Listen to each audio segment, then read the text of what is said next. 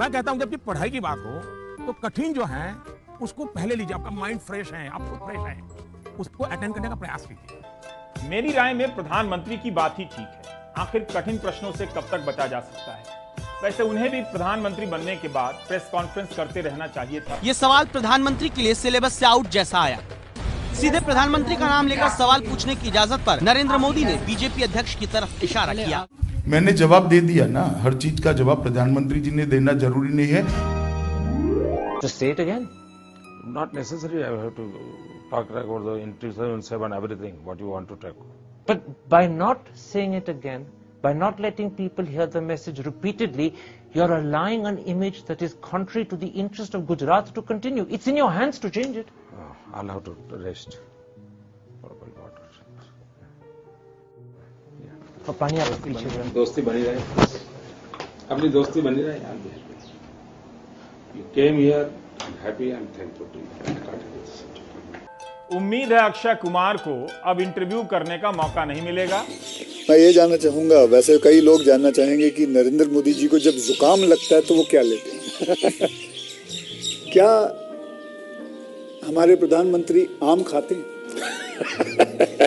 और अगर खाते हैं तो क्या काट के खाते हैं या ऐसे गुठली के साथ खाते हैं?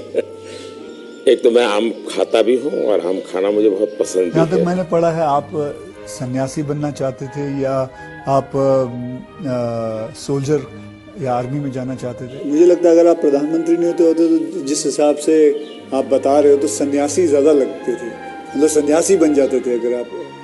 मोदी जी, मैं एक गंभीर प्रश्न पे आऊं उससे पहले एक सवाल आपसे जानना चाहता हूं, देश भी जानना चाहेगा। आप अपनी जेब में पर्स रखते हैं क्या? पर्स रखते हैं क्या, बटुआ जिसके अंदर पैसे होते हैं? मोदी जी, ये इस सवाल को पूछने पर हो सकता है बड़ी आलोचना हो, लेकिन मैं पूछना चाहती हूँ। मैं भी एक इंसान हूँ, सुमित भी इंसान है, आप भी इंसान है, मेरी भी दो आंखें हैं, आपकी भी दो आंखें हैं। मैं भी कई बार ऐसा होता है थक जाती हूँ और मैं ये कहती हूँ कि बहुत थकान होगी, अभी नहीं होगा। सच बताइए, why don't you get tired? आप थकते क्यों नहीं हैं?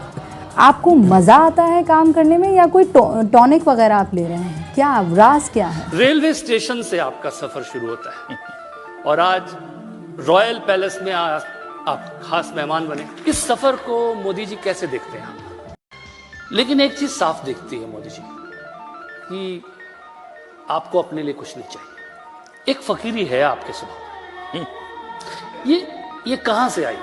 क्या आप हमेशा से ऐसे ही थे या धीरे धीरे धीरे धीरे फकीरी आती चली गई? जो आखिरी सवाल मैं आपसे पूछना चाहता हूं, आप क्या चाहेंगे इतिहास आपको कैसे याद रखे?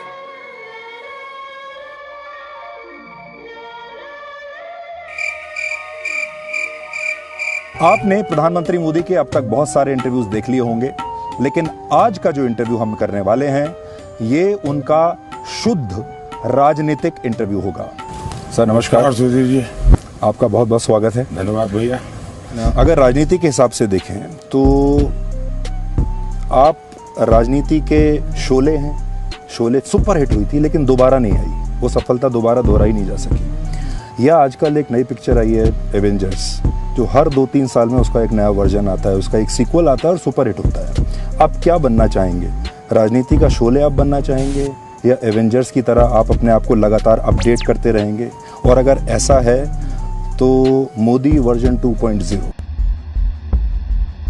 मोदी जी, हर कैंडिडेट को एक राइवल की जरूरत होती है। Every candidate needs an adversary. इस बार Modi versus Rahul was very easy for you because there was no contest. अब सवाल देश में यह है, मोदी वर्सेस हु? ये मेरे सिलेबस के बाहर का विषय है। अब आपका फोकस प्रश्नों के अच्छे से उत्तर देने में होना चाहिए।